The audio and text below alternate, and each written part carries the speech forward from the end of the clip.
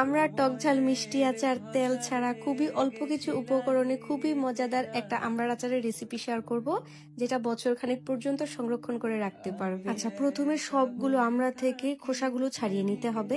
তারপর আমড়ার গায়ে তোমরা নাইফের সাহায্যে একটু দাগ কেটে নিতে পারো, বা কাঁটা চামচ দিয়ে এরকম ছোট ছোট ছিদ্র করে নিবে, যেন মশলাগুলো ভিতরে খুব পারফেক্টলি যায়। তারপর সবগুলো আমড়াকে খুব ভালো করে ধুয়ে এক পাশে রেখে দিবে।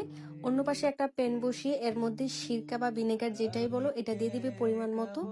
তারপর তোমরা কিরকম মিষ্টি খেতে পছন্দ করো ওই পরিমাণ চিনি দিয়ে দিবে। আমরা অনেক সময় অনেকটা টক হয়, ওইটার উপর ডিপেন্ড করেই কিন্তু চিনিটা ইউজ করবে। তারপর উপরে দিয়ে দিল দেখো সব রকম আস্ত মশলা, যেমন দারুচিনি, এলাচ, তেজপাতা, লবঙ্গ। দেওয়ার পরে দিয়ে দিল ধুয়ে রাখা আমড়াগুলোকে। দেওয়ার পর সবকিছু একসাথে খুব ভালো করে মিক্স করে দিতে হবে। চলো অন্য পাশে আমরা একটা মশলা বানিয়ে নিই।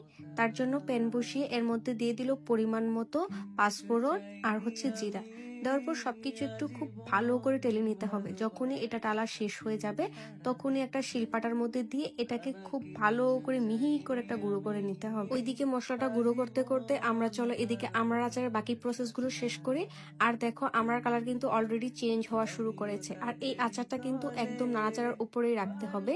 তারপর দিয়ে দিবে স্বাদ মতো লবণ। তারপরে দিয়ে দিব আমরা চিলি ফ্লেক্স। তোমরা কি পরিমাণ ঝাল খেতে পছন্দ করো ওইটার উপর ডিপেন্ড করে দিবে। তারপরে এগুলোকে খুব ভালো করে মিক্স করতে হবে। দেখো এটা নাড়াচাড়ার উপরে না রাখলে কিন্তু নিচে দিয়ে লেগে যাবে। তাই আমি বলবো যতক্ষণই আচারটা চুলায় থাকবে তোমরা প্লিজ একটু নাড়াচাড়ার উপরে রাখবে। শেষ, তারপরে আর কিচ্ছু করা লাগবে না। উঠানোর আগে দিয়ে আমরা যে মশলাটা বানিয়ে রেখেছিলাম ওইটা পরিমাণ মতো দিয়ে দিবে। তারপর একটু নাড়াচাড়া করে 2 থেকে 3 মিনিট চুলায় রাখলে একদমই রেডি এই আচারটা। দেখো কয়েকটা উপকরণ যেগুলো বাসায় ইজিলি থাকে, তো এই আমড়া সিজন থাকতে থাকতে এটা বাসায় অবশ্যই বানিয়ে নিবে। আর এই আচারটা তোমরা বছর খানিকের উপরে সংরক্ষণ করে রাখতে পারবে, কিচ্ছু হবে না। জাস্ট 5-6 মাস পর পর একটু রোদে তাপ লাগিয়ে দিবে। তো আজকের এই ভিডিওটা এইখানে শেষ করব। দেখা হবে তোমাদের সাথে পরবর্তী ভিডিওতে। ততক্ষণের জন্য আল্লাহ হাফেজ, টাটা, বাই।